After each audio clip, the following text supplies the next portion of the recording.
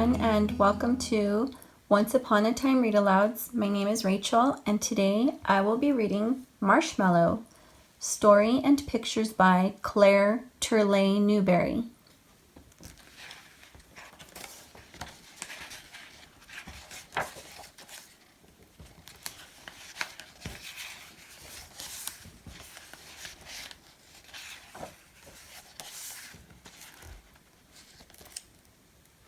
Oliver was a gray cat with tabby markings who lived in an apartment.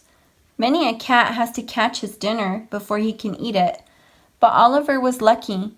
When he was hungry, all he had to do was mention the fact to Miss Tilly, and she would open the refrigerator and get out his liver or chopped beef.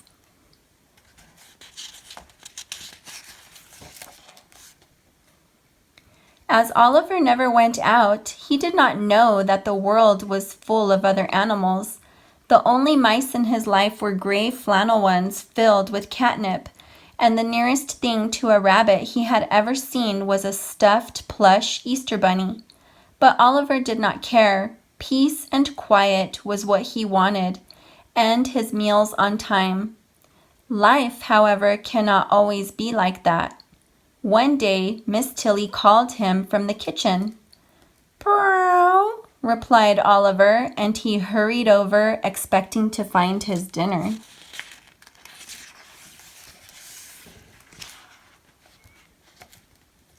Instead, Miss Tilly was smiling at something she held in her two cupped hands.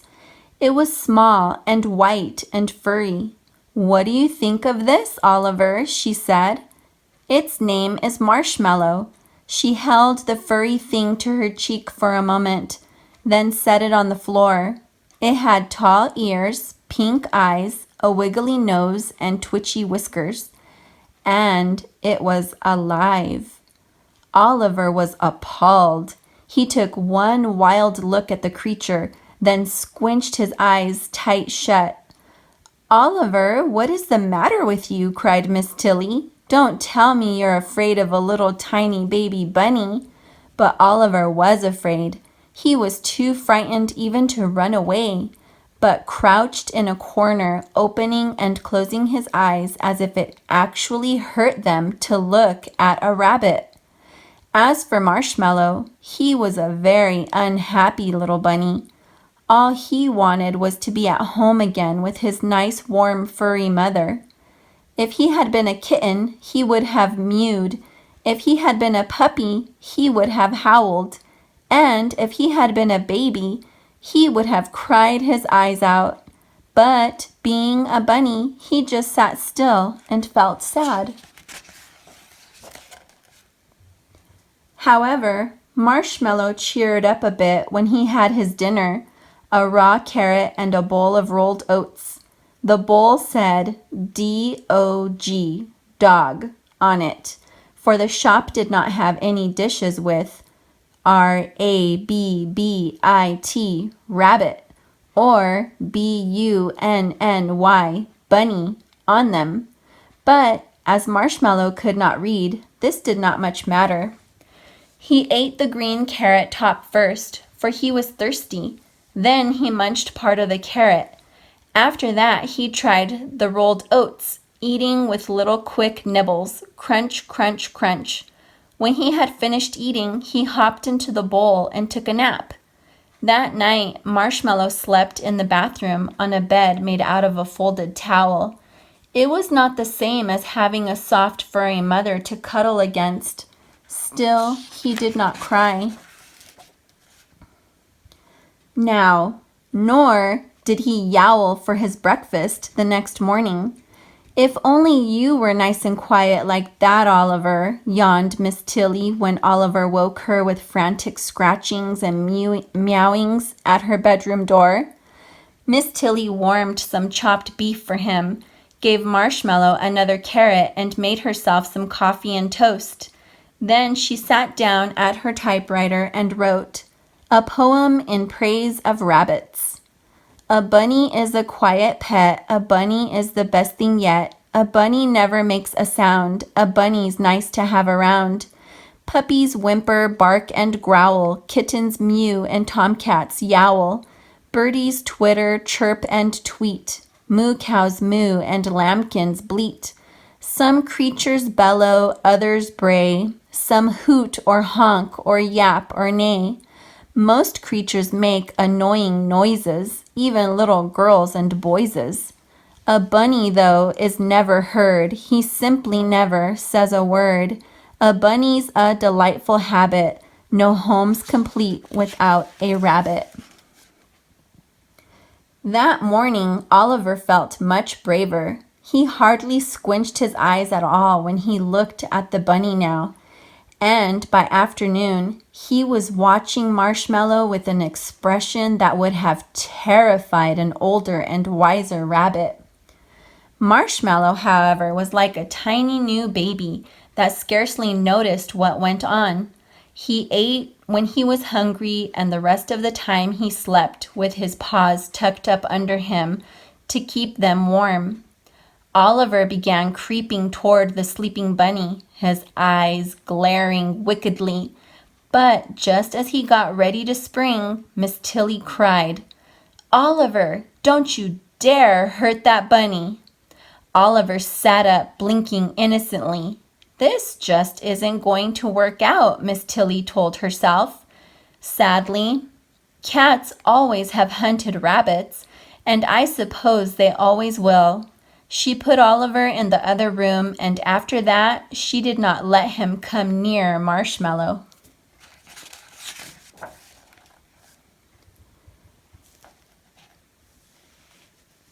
Soon Marshmallow began lolloping about the apartment, sniffing things and then tasting them, and nearly everything seemed to taste pretty good. He nibbled the rugs, working very hard in one place until he had gnawed a little bare spot before moving on. He stood on his hind legs and yanked books out of the bookcase. He chewed the chair and table legs, and every time Miss Tilly sat down for a moment, he came hopping up cheerfully to untie her shoelaces. He was a very busy little bunny. Miss Tilly was surprised to find that he nibbled so many things besides carrots. She wrote another poem on her typewriter, which she called A Solemn Warning to Rabbit Lovers. A bunny nibbles all day long. A bunny doesn't think it's wrong. He nibbles mittens, mufflers, mops. He only pauses when he hops. He nibbles curtains, lamp cords, shoes. He only stops to take a snooze. Sofa, pillow, ribbons, rugs. He takes a mouthful, then he tugs. Galoshes, boxes, books, and string. A bunny nibbles everything. One afternoon, Miss Tilly stayed out later than usual. When Oliver woke from his nap, there was no dinner waiting for him. So he trotted to the door of the other room and said, "Brow." There was no answer, but he could hear odd sounds in the next room, small scuffling noises that caused his eyes to widen and his ears to point suddenly forward. These sounds were made by Marshmallow's little feet as he went lippity-lippity around the room.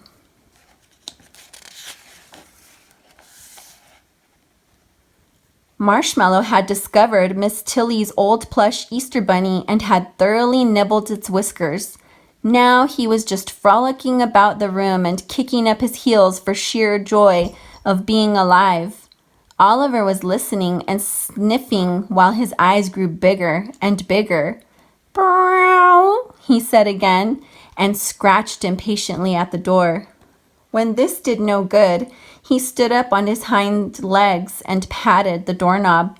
Finally, he reached up both forepaws, and with one on each side of the knob, he worked it this way and that.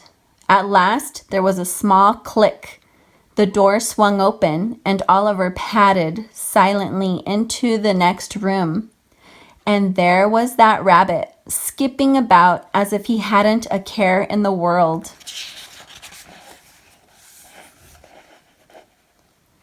He would dash several feet in one direction, stop suddenly, and spring into the air.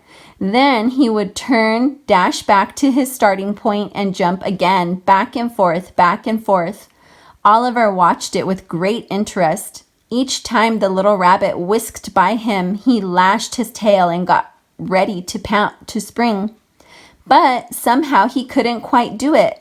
Perhaps he remembered that Miss Tilly had told him not to hurt the bunny, or perhaps he was still just a bit afraid.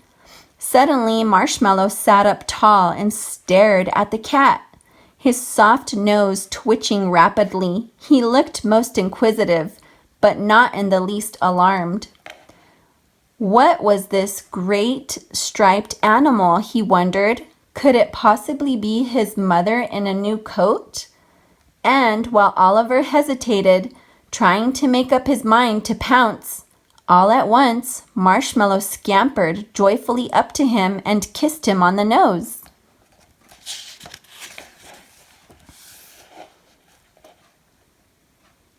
Marshmallow shut his eyes and snuggled close, blissfully happy to have found another furry animal. Even when Oliver opened his jaws and took hold of him with his teeth, Marshmallow was not afraid. For the next moment, Oliver was licking his face as tenderly as any mother cat with her kitten. And like any mother cat, he licked the fur in the wrong direction so that it stood on end and looked all mussed up.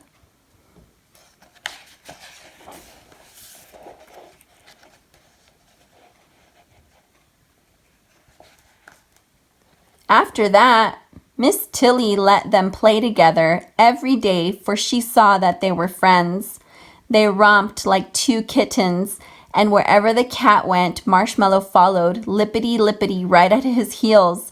And whenever Oliver lay down to take a nap, the bunny cuddled up to him as close as he could get. Oliver forgot that he had ever thought of Marshmallow as a strange animal to be pounced upon. He adopted the little bunny and brought him up as his own kitten. And although Oliver never said so, I cannot help thinking that in time he came to agree with Miss Tilly that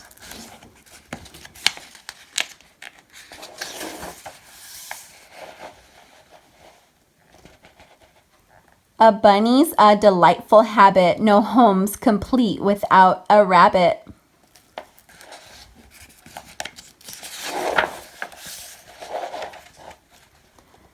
Brighten your home with a bunny. He's fat, he's frisky, he's funny. He's soft, he's downy, he's cute, he's clowny. Oh, brighten your home with a bunny. The end. Thank you so much for joining us today at Once Upon a Time Read-Alouds. I hope you enjoyed today's story.